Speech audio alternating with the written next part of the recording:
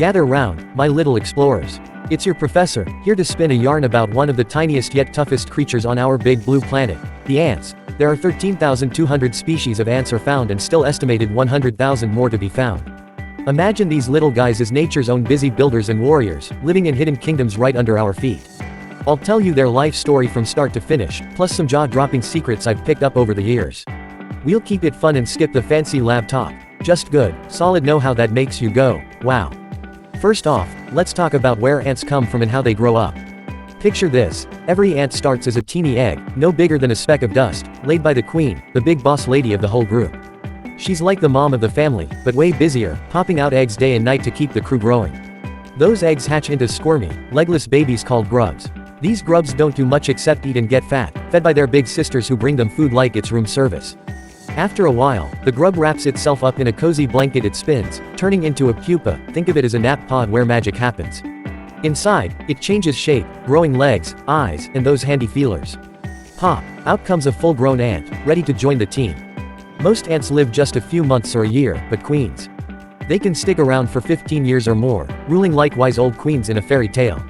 Now, ants don't live alone like some lone wolf. Oh no, they're all about family life in huge underground cities called colonies. Some colonies have just a handful of ants, but others, we're talking millions, bigger than some human towns. The queen starts it all by flying off on her wedding flight, mating with a few lucky guys who don't last long after, then digging a hole to start her empire. She raises the first batch of kids herself until they're old enough to help out.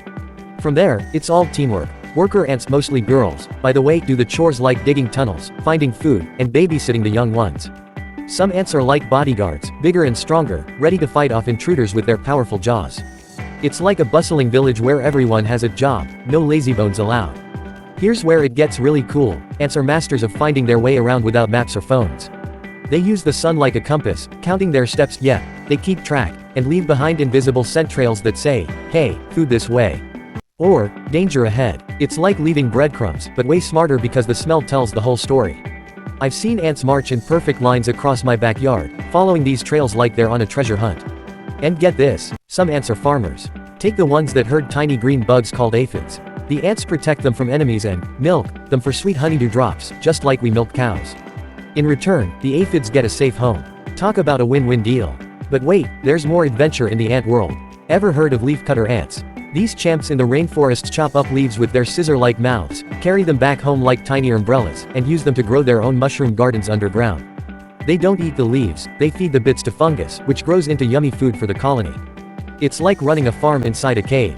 Then there are the army ants, the roamers of the jungle. They don't build permanent homes, instead, they form massive raiding parties, swarming out to hunt insects, spiders, and even small animals. Picture a living river of ants, millions strong, marching through the forest and gobbling up everything in their path. Birds and other critters follow them to snag the bugs that flee. It's a whole wild party. One of my favorite mind blowers is how strong ants are. These little powerhouses can lift things 50 times their own weight. Imagine you picking up a car like it's a toy.